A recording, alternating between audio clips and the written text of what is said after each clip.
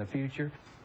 Joining me now, Democratic Congresswoman Loretta Sanchez of California, former chair of the Border Security Committee.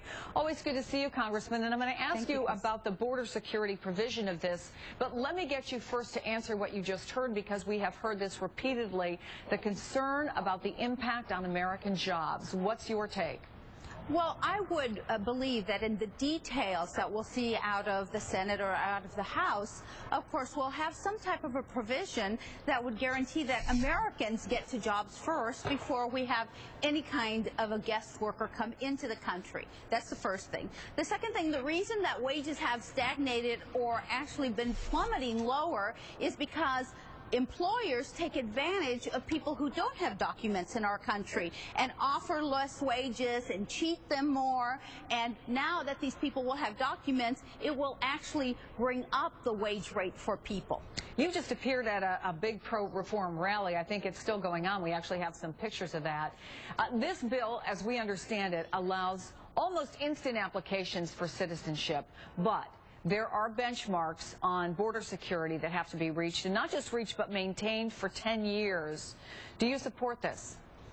We have done quite a bit on border security. As the chairwoman several years ago of the committee, I will tell you that we went from about a little bit under 5,000 border security or customs and border patrol people to about 23,000 today. We have increased the number of people we have. We have built some fences. We have sensors. We have drones. We have actually done a much better job of securing our borders. Does more need to be done? Yes, I think so. Should that be the trigger for allowing people who are already part of America, who are here, who are working, who are in their churches working, who are volunteering at PTA, etc.? Should we tie those two together?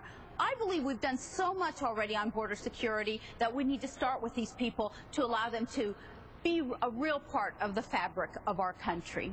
You are also the current co-chair of the Congressional Caucus on Korea and a member of the Armed Services Committee, Homeland Security Committee, so I do want to talk about the crisis with North Korea. What do you think of Secretary Kerry's offer of direct talks if Pyongyang stops testing nuclear weapons? Is that a good move? Well, we certainly need to have that weapons testing stopped. One thing we know is the more they test weapons, the more calibrated they are to be able to get something over to one of our allies or at us. So the sooner we stop it, the better it is. Secondly, you know, China is such an important piece of this because really North Korea is pretty much isolated except for China. So we need to ensure that a green light comes from them if we're going to do one-on-one talks. That's the first thing. But more importantly, we need to have them as a partner, because if everything is shut off to North Korea, but China is still open, then the types of sanctions and other precautions we've taken won't work as effectively. So it's still John, about let me just tell you what just John the two McCain of us. says. He says that both Republican and Democratic administrations have fallen prey to this. If we give them food, if we give them oil, if we give them money, then they'll come around. But in fact, what they do is take the money and run. Is that your concern with this? Well, the answer is, to some extent, Senator McCain is correct in saying that, you know, they rattle their weapons and then, you know, to feed their people, and we give them food and they step aside and they wait a while, etc. This has prolonged the effort of them to getting to nuclear weapons, but when they begin to starve their people again, they come back and do the same thing. That's why it's important to have China. That's why it's important to have these talks. That's why it's really important to get this done once and for all. Congresswoman Loretta Sanchez, always good to see you. Thank you. Thank you, Chris. Today's tweet of the day.